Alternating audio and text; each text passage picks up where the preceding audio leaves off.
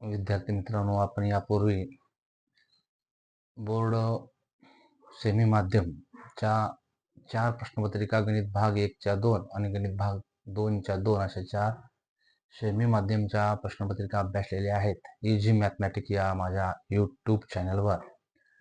तर आता त्याचबरोबर मराठी माध्यमच्या बोर्ड प्रश्नपत्रिका मार्च 2025 गणित भाग 1 आणि गणित भाग 2 या पण आपण अभ्यासलेल्या आहेत. आता आपण गणित भाग 2 ची मार्च 2024 ही प्रश्नपत्रिका आपण अभ्यासत आहोत.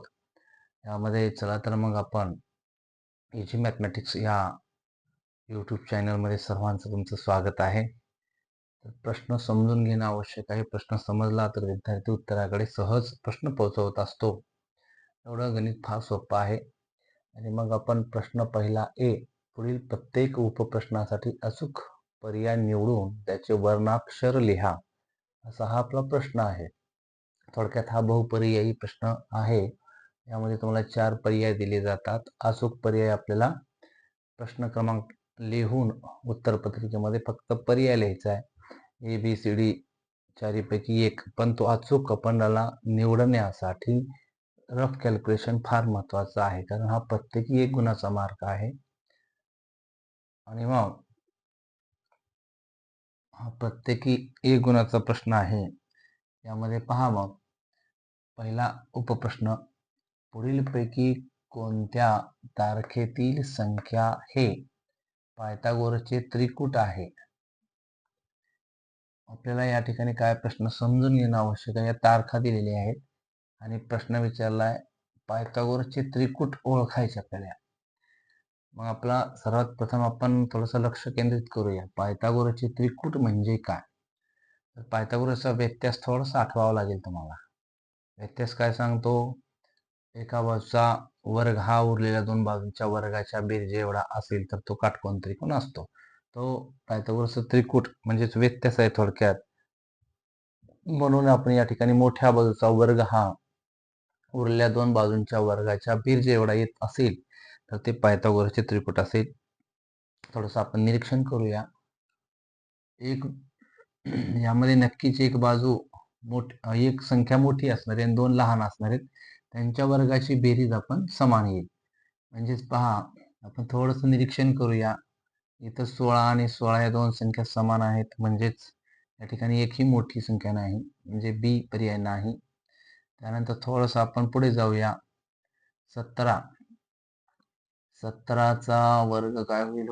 17 गुणिले 17 289 आणि 5चा वर्ग 25, मोठी संख्या 17 आहे. 5चा 25 अधिक लहान संख्या 9, म्हणजे या दोघांची बेरीज पण येणार नाही, म्हणजे हा पण नाही.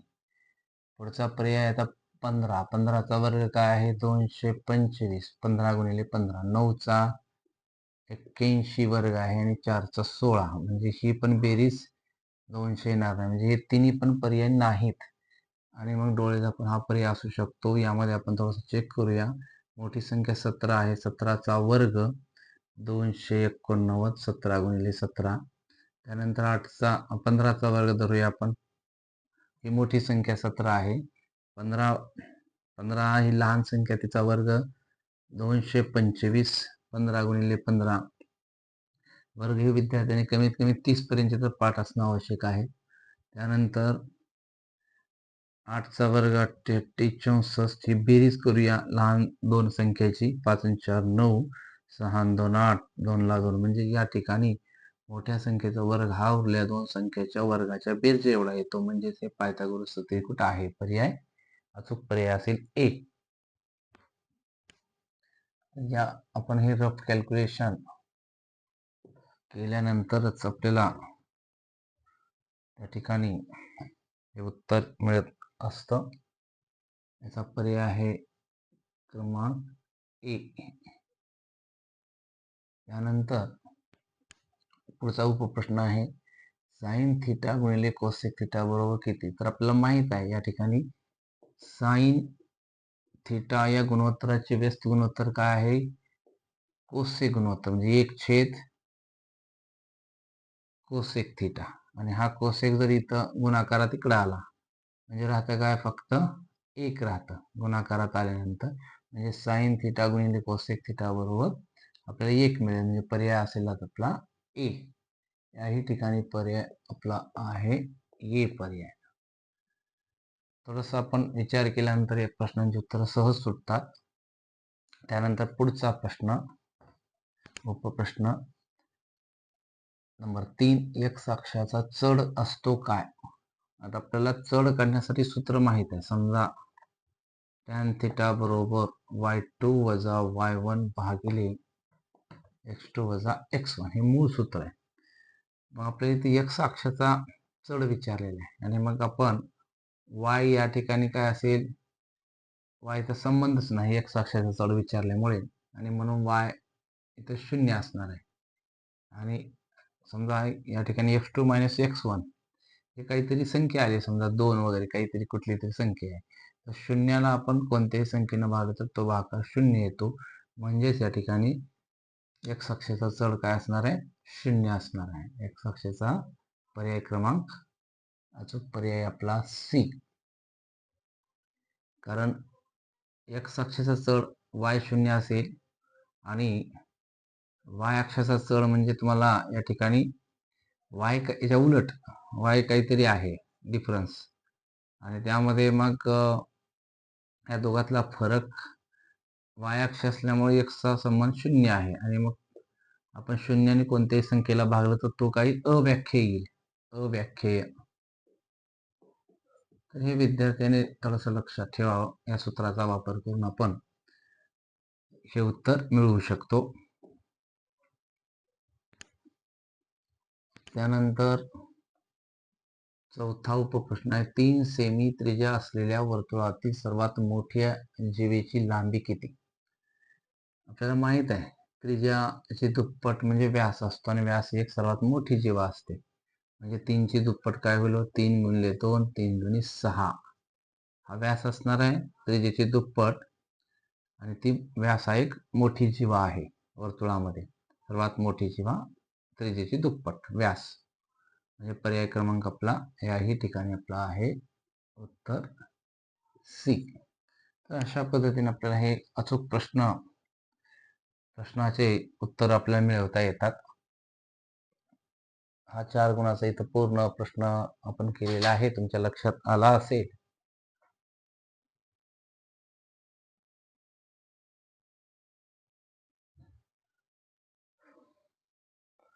आपण या ठिकाणी गणित भाग 2 मार्च 2024 ही प्रश्नपत्रिका अभ्यासत आहोत. प्रश्न आपण 1A पूर्ण केलेला आहे. आता 1B. प्रश्न फार सोपे असतात, फक्त थोडंसं आपल्या संकल्पना आणि प्रश्न समजून घेणं महत्त्वाचं आहे. यामध्ये आपण प्रश्न 1B पुढील उपप्रश्न सोडवा. याही मध्ये 4 दिलेले, 4 पैकी 4 म्हणजे प्रत्येकी 1 गुणाचा आहे हा. आणि मग प्रश्न आपण वाचूया, निरीक्षण करूया. जर त्रिकोण ABC समरूप त्रिकोण PQR हे दोन त्रिकोण कसे दिले आहेत? समरूप दिलेले आहेत. आणि मग समरूप म्हणल्यानंतर आपल्याला डोक्यामध्ये काय आयडिया असेल पहा. आणि AB जसे PQ त्यांच्या दोन बाजूचं गुणोत्तर दिलेले आहे 2 जसे 3. तर आपल्याला काय मिळवायचे आहे? तर क्षेत्रफळ त्रिकोण ABC भागिले क्षेत्रफळ त्रिकोण PQR ची किंमत काढा. म्हणजे आपल्या लक्षात आलेलं आहे की हे दोन त्रिकोण समरूप आहेत, त्यांच्या बाजूचं गुणोत्तर दिलेलं आहे, क्षेत्रफळाचं गुणोत्तर काढायचं आहे. आपण थोडंसं विचार करूया. आणि मग दोन जर त्रिकोण समरूप असतील तर त्यांच्या क्षेत्रफळाचं गुणोत्तर हे कसं असतं? त्यांच्या संगत बाजूच्या वर्गाच्या गुणोत्तराबरोबर असतं. हे प्रमेय आपल्याला प्रश्न सांगतो कोणता वापरायचा. तर आपण मग उत्तर मिळवूया. या ठिकाणी क्षेत्रफळ त्रिकोण ABC भागिले क्षेत्रफळ त्रिकोण PQR बरोबर त्यांच्या संगत बाजूचा गुणोत्तराचा वर्ग असतो. म्हणजे या ठिकाणी AB चा वर्ग भागिले PQ वर्ग. ABC ची बाजू AB दिली आहे, म्हणजे त्या ठिकाणी 2 चा वर्ग कंसात घेऊया भागिले PQ 3 चा वर्ग. म्हणजे उत्तर काय असेल? 2 चा वर्ग 4 आणि 3चा वर्ग 9. म्हणजे आपल्याला सहज उत्तर मिळालं. आपण काय केलेलं आहे बघा, दोन त्रिकोण समरूप असतील तर त्यांच्या क्षेत्रफळाचं गुणोत्तर हे संगत बाजूच्या वर्गाच्या गुणोत्तरावर असतं, म्हणजे वर्ग केलेला आहे. आणि मग हे कोणतं प्रमेय आहे? समरूप त्रिकोणाचे प्रमेय. आपण काय वापरलं ते महत्वाचा मुद्दा लिहिणं आवश्यक आहे. समरूप त्रिकोणाचे प्रमेय याचा वापर केला आपण आणि उत्तर मिळवलं. आता पुढचा उपप्रश्न आपण वाचन करूया. यामध्ये बाह्यस्पर्शी असलेल्या दोन वर्तुळांच्या त्रिज्या अनुक्रमे 5 सेंटीमीटर व 3 सेंटीमीटर असतील तर त्यांच्या केंद्रातील अंतर किती? थोडासा प्रश्न समजून घ्या. दोन बाह्यस्पर्शी वर्तुळे आहेत, त्यांच्या त्रिज्या दिलेल्या आहेत, केंद्रातील अंतर आपल्याला काढायचं आहे. थोडासा आपण आयडिया घेऊया. समजा या ठिकाणी जर आपण एक छोटं वर्तुळ काढलं आणि दुसरं असं दोन वर्तुळे बाह्यस्पर्शी काढलेले आहेत. याचा केंद्र या ठिकाणी O घेतला, याचा केंद्र P घेतला आणि याची त्रिज्या किती दिलेली आहे? 5 आणि याची किती दिलेली आहे? 3. आणि केंद्रातला अंतर विचारलंय आपल्याला. केंद्रातील अंतर म्हणजे O पासून P पर्यंत हे 5 आणि हे 3 काय होईल? बेरीज होईल, म्हणजे 5 आणि 3 8. तर या ठिकाणी आपण उत्तर लिहूया. बाह्यस्पर्शी वर्तुळाच्या केंद्रातील अंतर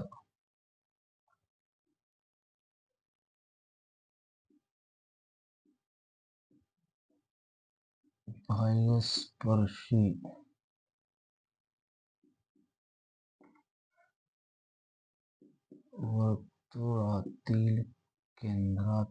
वर्तुळाच्या केंद्रातील अंतर वर्तुळाच्या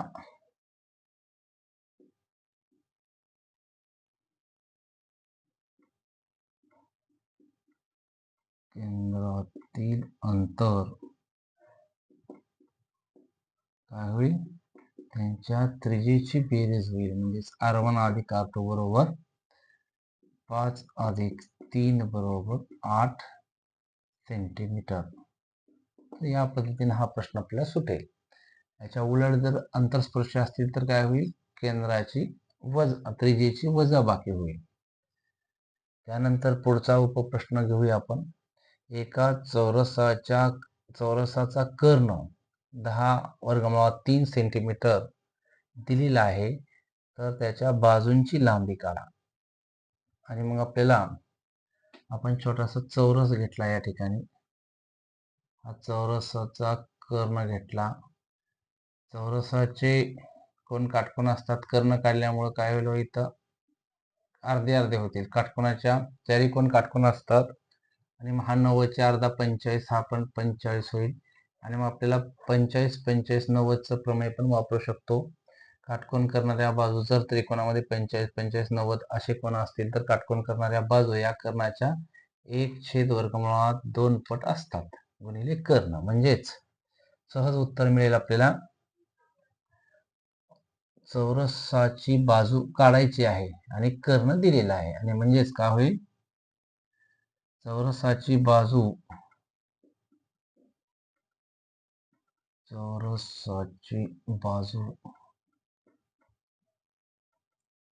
बरोबर काय?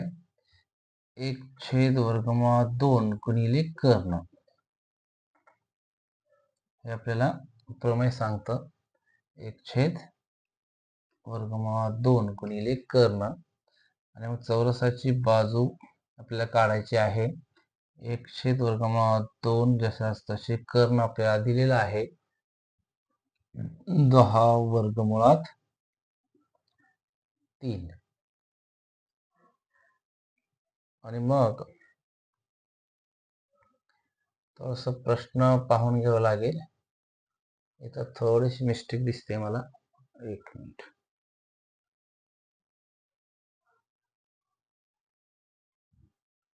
प्रश्नामध्ये थोडस मी घेताना या ठिकाणी थोडीशी मिस्टेक झाली आहे. 10√2 आहे हा कर्ण, आणि मग कर्ण किती आहे? 10√2.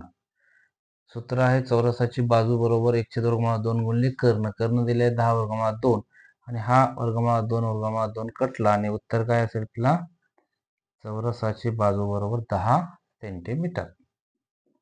तर अशा पद्धतीनं आपल्याला चौरसाची बाजू बरोबर 10 सेंटीमीटर या पद्धतीने आपल्याला अचूक उत्तर मिळवता येतं.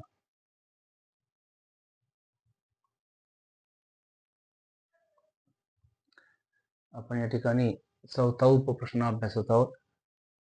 रेषेने एक्स अक्षाच्या धन दिशेशी केलेला कोन 45 अंश आहे तर त्या रेषेचा चढ काढा. म्हणजेच आपल्याला अतिशय सोपा प्रश्न आहे. चढासाठी आपण काय वापरतो टॅन थिटा.